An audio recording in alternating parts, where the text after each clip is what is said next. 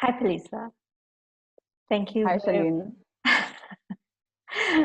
Thank you very much for being a part of Tactile Visions. It's great to have you on the exhibition. You're one of my favorite artists, so it's an absolute joy to have you on the exhibition. And especially coming off of the APSA L'Atelier series of exhibitions that's started off going around the country this year, and unfortunately has been somewhat disrupted by the COVID situation, but it is making a virtual tour nonetheless.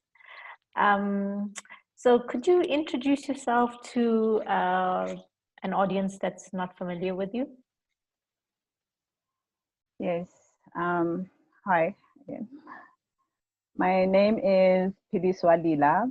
I'm a visual artist. I work primarily in painting, performance, mixed media, bead, and also text. And my work is mainly research-based. So I am practicing from, I'm based in Pretoria. I'm from the Eastern Cape by birth. I'm based in Pretoria, and I did my undergrad at the University of Technology. I also did an honors in curating at UCT, and I'm currently completing my master's at Rhodes University. Yeah. Thanks, Lisa. Could you tell us about the work that is specifically on Tactile Visions-Woven? The works that I submitted for Tactile Visions-Woven is a series entitled Ikria Emnyama, which is a kaya.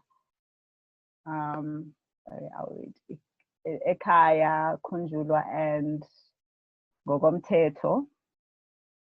With this, it's a series that I'm still busy with. Started last year, and I'm continuing with it. I'm going to make 10 pieces. And Ikria Emnyama is basically, I'm reflecting on the idea of Shonipo amongst Amaxhosa. Shonipo means respect or the reverence of something. So it's a Shonipo language is very valuable amongst the Xhosa community and in Africa at large, I should think. And it's basically teachings on how from early childhood to adulthood. And so in this series of beaded pieces, I use the idea of Ikria Emnyama, which women wear after their marriage. They get married and they're going to the husband's home. So they'll wear Ikechemia.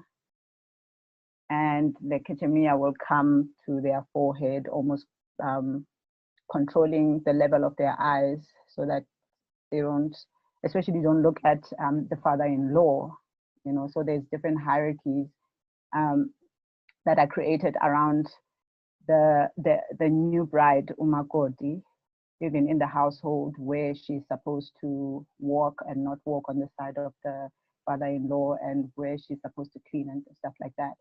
So it's about different stages and processes of marriage. And so I construct my own interpretations of all that idea of uhlonipha around the stage of marriage.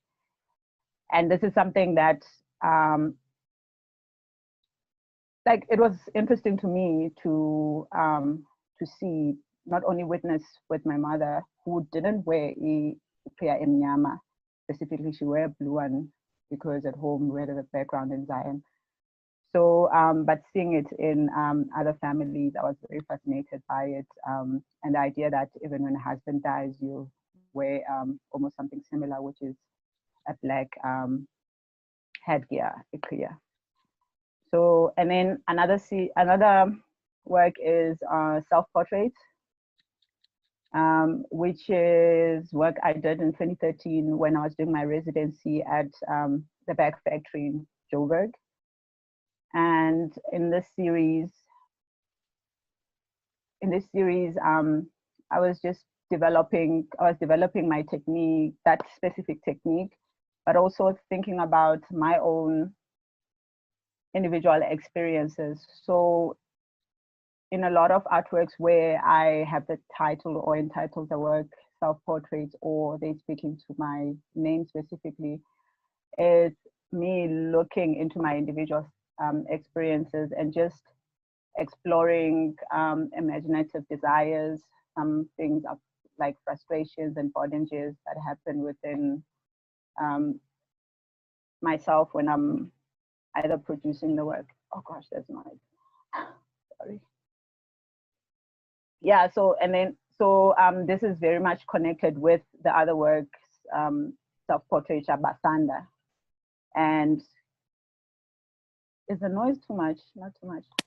We can hear you, don't worry. Okay. So I continued the idea of the individual experiences with Basanda, which is a part of the series on self-portraitures that I started with the work I submitted for the Absa Atelier, which won me the Gerard Sekoto Award. And so, and then the last artwork is Mkulu. Mkulu is part of that exhibition, the Absa exhibition, entitled Skin, Bone, and Fire, the first album. So in the exhibition, I was looking at my family photo album, which I found with no images inside. And so I just used the album to kind of think about some of the memories I have of the album and the experiences, especially I had with my sister, which I'm currently doing research on right now. And so with the exhibition, there's different people that I've been inspired by, or they've been in my life and they've had a great impact in my life.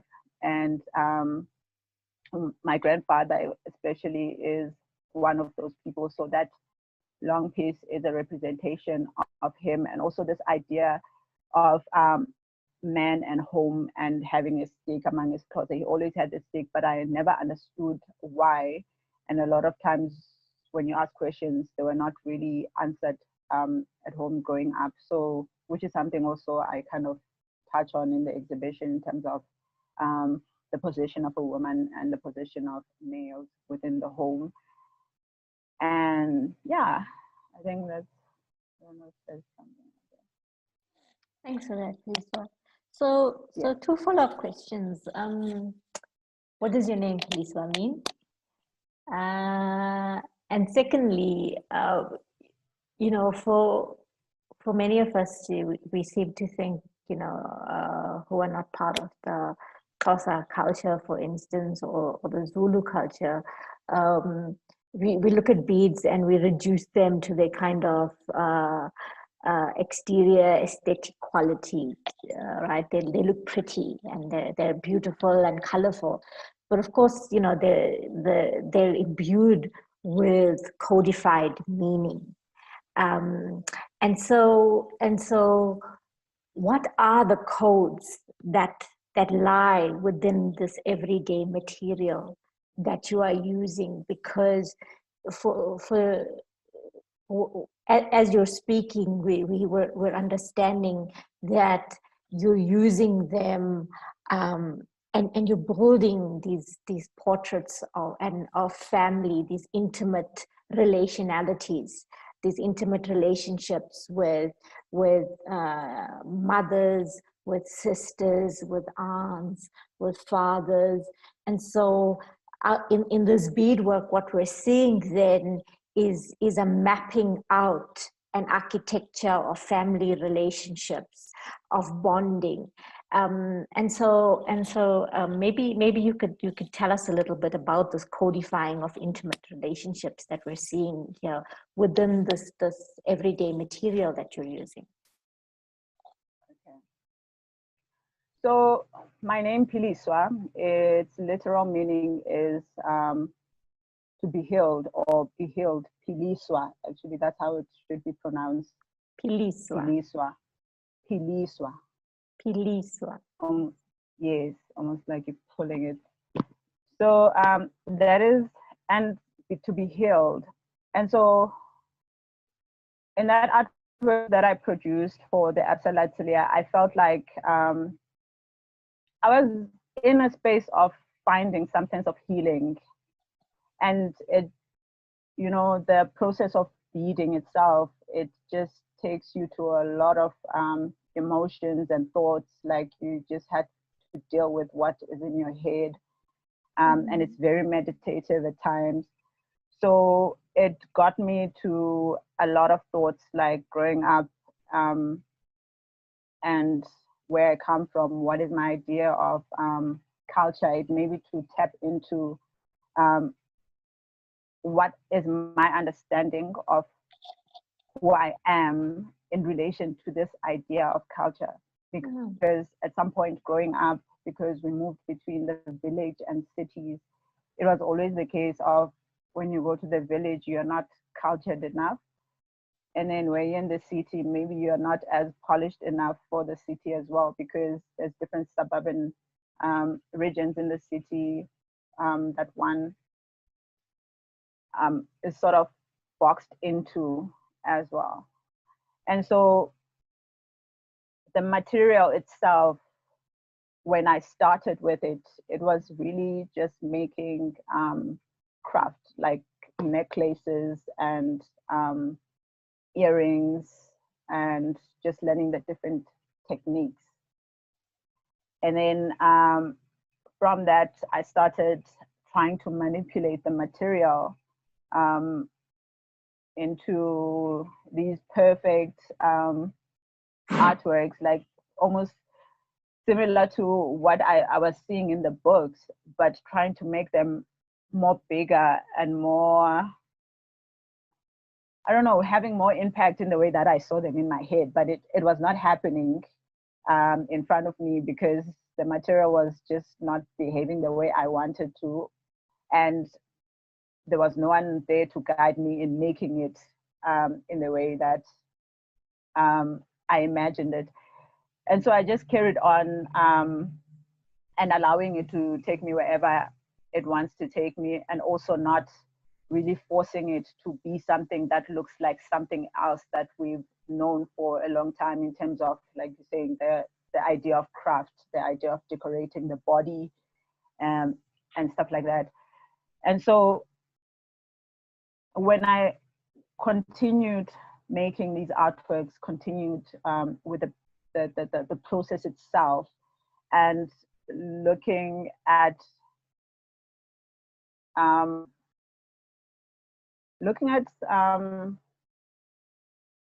idea of culture and beadworks, bringing it to my family, and the codes in that basically are the memories that I have and the experiences that I've had, and which a lot of them are questions that have not been answered. And some of them are experiences that I choose to forget, even when I remember them. And a lot of them are things that are personal, or I'm not sure whether I should be even speaking about or elaborating more on them, because they will always be related to another person or a collective. So even when I try to speak about myself, like for instance, in the exhibition, when I was producing those work and thinking that I'm producing this body of work, looking at my own experiences, in actual fact, it was about all the people around me when I looked at it in the end. And also the titles that I've used in the work, they are from family names, people in the family, people who I've enjoyed having conversations with, strangers that I don't know, but I just love the name. And a name carries with it so many, like so much meanings, like so many meanings in it, that even when you see the name Mandlakazi, which is the main piece in that exhibition, that's my cousin's name, but there's more to that name for a woman having this power, and this exaggerated power, Kazi, by the including of Kazi. And just how that breaking down of language also, I'm sure even the way I'm saying it now, like breaking it into two, is not enough. There can be another person can actually explore it further in terms of where the name comes from. Why is the combination? Why is the woman Mandlakazi and a man it's usually Mandla? You know, and even those gender differences, which are some things that have been highlighted so much in culture. For instance, as I've introduced my grandfather, that work on my grandfather, it's also connected to the fact that the main conversation that I remember with him was when I had a project in high school and we were asked to come up with a family tree. And at the time, like we're just being taught what is a family tree and shown pictures. So had to go to the village, sit down and ask him about our family tree. And he wrote it down like it was so perfect. It was so perfect. And then I looked at it and I was not in the family tree. It was all men, like my brother was there. And yeah, and I'm asking what's happening, like where's my name, where's my mother and stuff like that. And it's like, no, it's not important. And because communication is also something that is not there in terms of confronting, you know, an elderly person. So you just listen and take it as it is. So at the time I took the paper, I presented it at school. And then my whole family knew about this family tree, and my uncle was excited about it. So he asked me to continue collecting all these names, and I just ignored him for the longest time until when I was older, when we could communicate, at least me and him. I told him I was not interested because I am not in this family tree, and like no female is in this family tree. And when I was writing this week, thinking about our conversation today, it actually connected me to some other experiences, because there's my older sister, there's me, and then my brother. And I remember my mom, they referred to her as Mamaka Peni, which is my sister's name, Mamaka. Everybody when married Mamaka instead of their first name. And so my sister passed on. And then for sure, for me, my expectation was that it was Mamaka Philiswa, you know, and it didn't happen. It was Mama Kakanyisa. And I went to my mom, I was young then, and I asked her, why am I being jumped in this thing? And it was a selfish way of thinking, but I was a child, and you know, you are witnessing these things and nothing is explained to you. And I was just looking at those experiences, how I've tended to ask myself a lot of questions, and when I've spoken them, it's either you're dismissed or you get answers that are not really answers. Yeah, I hope I've answered your question. So those are the things, the codes for me that I'm putting in the work. So somebody else will see beadworks that can be worn, that can be put on mannequins, but at the same time, they're not the typical beaded objects that you find in almost all the cities where hawkers are selling those beaded artworks. So these are coming from a space of like an imaginative space that I don't control a lot of times. I just let the material lead me to where it leads me. Sometimes I get obsessed with whites. I get obsessed with then, let's say, looking at what is happening in like the colors that are dominant in the Xhosa culture, then implementing those colors, but taking the story, or letting the material take me to all the different directions it wants to take me. Yeah. Right. Thank you very much for that, Philiswa. You know, I think that's quite insightful. You know, I think at some point, you know, it's very important that there needs to be an audit, in a way, a conversational audit that needs to happen of the very many ways in which we are being in contemporary culture made to feel unhomed, you know. even within our own spaces. Even if you are native to a culture, native to a space, there's so many different ways that are playing out right now in which you are being made to feel unhomed. And that came through now in various ways in which you were speaking. And I think there's something about, contemporary culture, contemporary bodies in which we are just not made to feel homed anymore. And so this idea of being unhomed and is something I think we definitely need to have an audit on. And so maybe at some other time we can pick up this conversation. But thank you very, very much for your participation in this exhibition, for this conversation. I always look forward to speaking to you and to engaging with you. So thank you very much for this. Yeah, thank you, Sharlene. Thank you for inviting me. And let's see how the show goes. All the best, and also how we continue these conversations and really bring meanings, more meanings to our own experiences in relation to other artists, and yeah, just how we, I don't know, create more visions, more tactile visions. Yeah, for sure. Thanks, Philiswa.